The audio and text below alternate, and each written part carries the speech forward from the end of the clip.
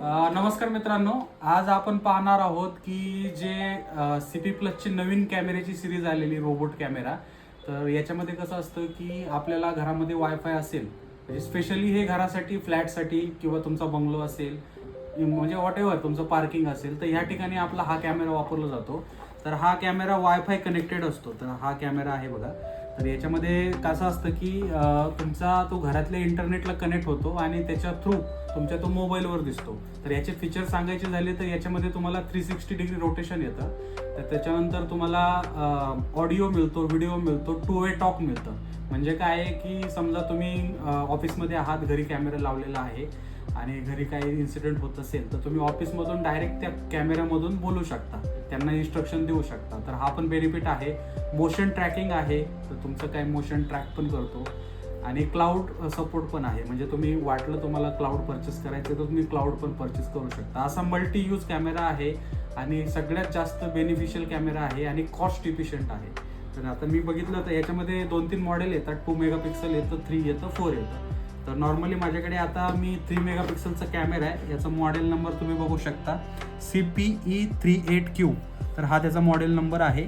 MRP त्याची 2400 रुपये आहे, तुम्ही बघू शकता. तर याचं मी तुम्हाला आता अनबॉक्सिंग करणार आहे. तर अनबॉक्सिंग करून तुम्हाला मी सांगणार आहे की याच्यामध्ये अनबॉक्सिंग कसं करायचं, इन्स्टॉलेशन कसं करायचं. कारण हे इन्स्टॉलेशनला पण एकदम इझी आहे, जेणेकरून तुम्ही इझिली इन्स्टॉल करू शकता. म्हणजे तुम्हाला आमच्या टेक्निशियनची पण तुम्हाला गरज पडणार नाही. आणि 2 इयर वॉरंटी सोबत येतो आणि शक्यतो साधारणपणे 8 ते 10 वर्ष चालतो, म्हणजे लाईफ त्याची आहे. तर असं बऱ्यापैकी मल्टी यूज ॲप्लिकेशन आहे. तर याचं मी तुम्हाला अनबॉक्सिंग करायचं झालं तर बघा, मी आता हे ओपन करतो.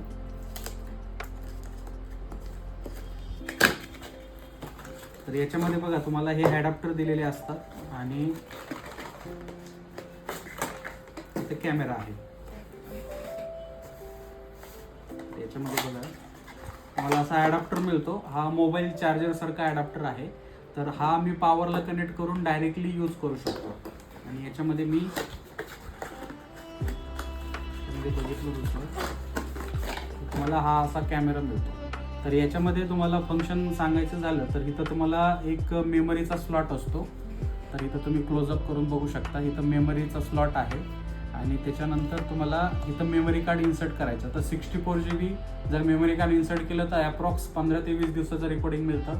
128 GB इन्सर्ट केलं तर साधारणपणे 30 to 35 डेजचं रेकॉर्डिंग मिळतं. 256 GB इन्सर्ट केलं तर ते साधारणपणे तुम्हाला 60 ते 70 दिवसाचं तुम्हाला रेकॉर्डिंग मिळतं, डिपेंड ऑन युअर मोशन्स. म्हणजे त्या एरियामध्ये तुम्ही किती मोशन्स होत आहेत आणि किती तुमचे रेकॉर्डिंग अटॅच होते, तर त्याच्यानुसार तुमचं ते डिपेंड राहतं नंबर ऑफ डेज. पण एक ॲप्रॉक्स तुम्हाला मी बजेट सांगितलं. तर अप टू 256 GB पर्यंत हा सपोर्ट करतो. तर याचं जर बघायचं झालं तर याचं एक स्टँड असतं.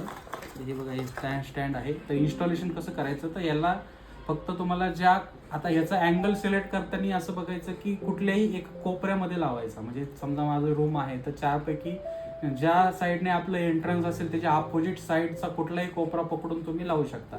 तर हे स्टँड आहे. हे आपल्या होल्डर जसं लावतो तसं आपण वरती लावायचं आणि त्याला फक्त कॅमेरा असा कनेक्ट करायचा आहे तुम्हाला. तर हे तुम्हाला 360 डिग्री रोटेट होतो. तर इथं कनेक्ट केला की मग माझं कॅमेरा चालू होतो आणि त्याचं इन्स्टॉलेशन करता येतं मला.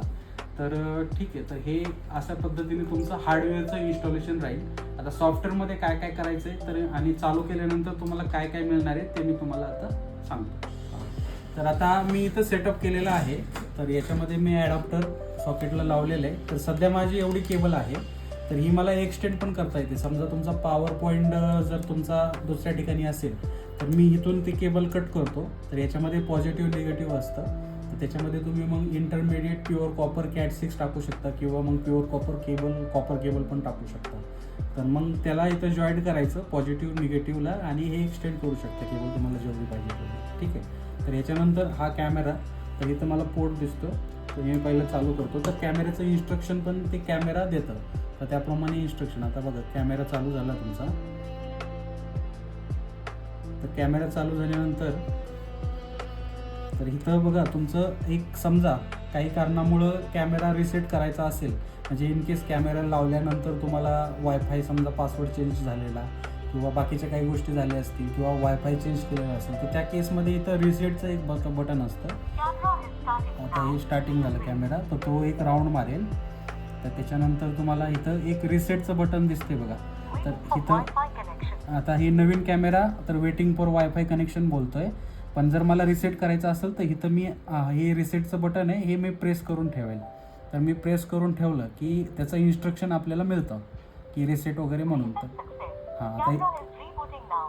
तर आता रिसेट सक्सेसफुल झालं आणि आता कॅमेरा रिबूट करतोय. तर ते आता रिबूट झाला की आपण नवीन वायफायला ते कनेक्ट करू शकतो. तर आता थोडा वेट करावं लागेल, तर रिबूट होते कारण मी तो रिसेट केला. नवीन कॅमेरा आणल्यानंतर तुम्हाला रिसेट करायची आवश्यकता नाही आहे. फक्त जर माझा ओल्ड कॅमेरा वायफायला कनेक्ट होत नसेल किंवा वायफायचा पासवर्ड चेंज केला किंवा वायफाय चेंज केलं, काही कारणांमुळे कॅमेरा ऑफलाईन गेला, तर त्या केसमध्ये तुम्ही रिसेट करून पुन्हा वायफायला कनेक्ट करू शकता. हार्डली 4 to 5 मिनिटची प्रोसिजर आहे. तर अशा प्रकारे आता हे आलं. आता याच्यानंतर मी सॉफ्टवेअरमध्ये जाईल. तर सॉफ्टवेअरमध्ये मला काय आहे की जे ॲप्लिकेशन आहे त्याला रजिस्टर्ड करायचं आहे. तर तुमचा हा जो बॉक्स दिसतोय तर याच्यावरती हे QR कोड आहे बघा, डाउनलोड EasyCam ॲप. तर इथं स्कॅन करून डाउनलोड करू शकता किंवा गुगल प्ले स्टोअरवरून तुम्हाला डायरेक्टली त्याचं मिळतं. तर मी तुम्हाला डाउनलोड पण करून दाखवणार आहे. तर इथं मी बारकोड स्कॅन करतो. ठीक आहे. तर इथं स्कॅन केल्यानंतर मला एक लिंक मिळते. तर लिंक मिळाल्यानंतर इथं मी ओपन केलं की तुमचं डायरेक्ट ॲप्लिकेशनला जातो EasyCam प्लस. तर हे ॲप्लिकेशन मला इन्स्टॉल करायचं असतं. तर हे मी आता इन्स्टॉल करतो ॲप्लिकेशन. ठीक आहे. तर हे डाउनलोड झालेलं आहे आणि आता मी त्याचं इन्स्टॉलेशन झाल्यानंतर मी ते ओपन करेल. ठीक आहे. त्याला मी ओपन करतो. ॲग्री. आता इथं साइन अप करायचं आहे मला. तर नवीन अकाउंट क्रिएट करायचं आहे. तर अकाउंट मी इंडिया आहे, इथं रिजन सिलेक्ट केला. ईमेल ॲड्रेस आहे, तर इथं मी ईमेल ॲड्रेस टाकतो.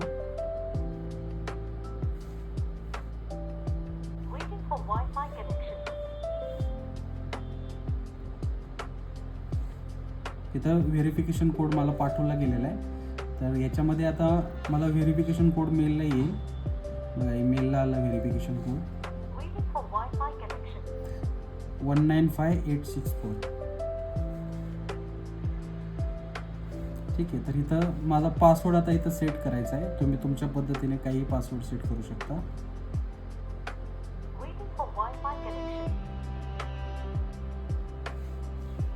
मी टाकला वैभव@123. इथं ओके केलं तर हे माझं अकाउंट लॉग इन झालेलं आहे. ठीक आहे. तर आता इथं प्लसचं साईन दिसतं, याला मी प्लस करेल. लोकेशन माझं एनेबल असलं पाहिजे. ठीक आहे. तर इथं सेटअप वायफाय आहे आणि टर्न ऑन ब्लूटूथ आहे. तर माझं ब्लूटूथ पण ऑन आहे आणि वायफायचं सेटअप मला करायचं आहे. ठीक आहे. सेटअप वायफाय म्हटलं तर इथं माझं आता ह्याच्यामध्ये आपल्या वायफायला 5 GHz आणि 2.4 GHz असतं. तर आपल्याला कंपल्सरी 2.4 GHzला आपल्याला इन्स्टॉलेशन करावं लागतं. तर पहिलं मी वायफायचं हे 5G डिस्कनेक्ट करेल आणि 2.4G कनेक्ट करेल. ठीक आहे. तर माझं कंपल्सरी 2.4Gला कनेक्ट असलं पाहिजे. ज्या ठिकाणी सिंगल इंटरनेट आहे तर त्या ठिकाणी सिंगलच करायचं. आता इथं वायफायचा पासवर्ड टाकायचा मला. आम्ही पासवर्ड टाकला. ठीक आहे. तर हे वायफायचं मी पासवर्ड कनेक्ट केला. आता हे टर्न ऑन ब्लूटूथ.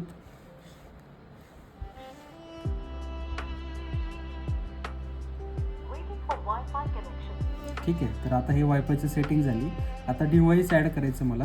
तर डिव्हाइस आता हे कुठलं आहे, ब्लूटूथ मी इनेबल केलेलं आहे. आता हे डिव्हाइसचा मॉडेल नंबर आपण बघितला आहे ऑलरेडी, तर तो इथं दिसतो तुम्हाला.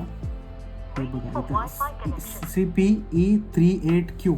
तर तो मला इथं सिलेक्ट करायचा. CPE38Q.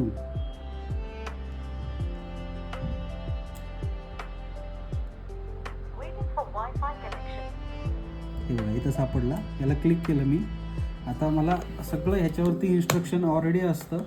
नेक्स्ट स्टेपला जाय, रिसेट डिव्हाइस बाय स्टेप. ठीक आहे. इथं नेक्स्ट केलं तर इथं पासवर्ड टाकते 2.4 GHzला.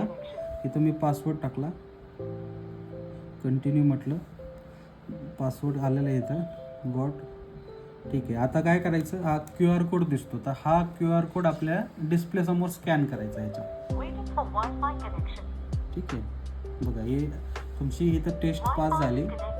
हां हां, आता हे वायफाय कनेक्ट होतं आहे आपलं. तर एकदा कनेक्ट झालं, आता इथं मी ऑलरेडी प्रॉम्प्ट ऐकलं आहे कनेक्टिंग, माय हर्ड म्हटलं, आणि इथं आता टायमर. हां, आता हे वायफाय कनेक्शन सक्सेसफुल झालेलं आहे माझं. तर सक्सेसफुल इथं टायमर दिसतो आणि तो पूर्ण होऊन द्यायचा. हां, डिव्हाइस ॲड झाले सक्सेसफुल. इथं बघू शकता तुम्ही. तर इथं मला CPE38Q दिसते, ॲडेड म्हणते, इथं डन म्हटलं. तर हा माझा डिव्हाइस ऑनलाईन झाला आणि लाईव्ह दिसायला झाला. ठीक आहे, तर हा माझा डिव्हाइस चालू झाला, तुम्ही बघू शकता. तर इथं बघू शकता हा कॅमेरा. तर मी असा फिरवला तर तुम्हाला दिसतोय. ठीक आहे, तर आता ह्याच्यामधले मी फीचर्स पण तुम्हाला सांगणार आहे. तर हे झालं ॲडिंगची प्रोसिजर. तर याच्यामध्ये मी केलं, आता हा माझा फुल व्ह्यू होता. आता मला फुलमध्ये व्ह्यू करायचा असेल तर मी इथं करू शकतो. तर हा फुल व्ह्यू आहे माझा. तर साधारणपणे हा असा मिळतो आपल्याला व्ह्यू. तर याच्यामध्ये HD, इथं ऑडिओ ऐकायचा असेल तर इथं ऑडिओचा साईन आहे.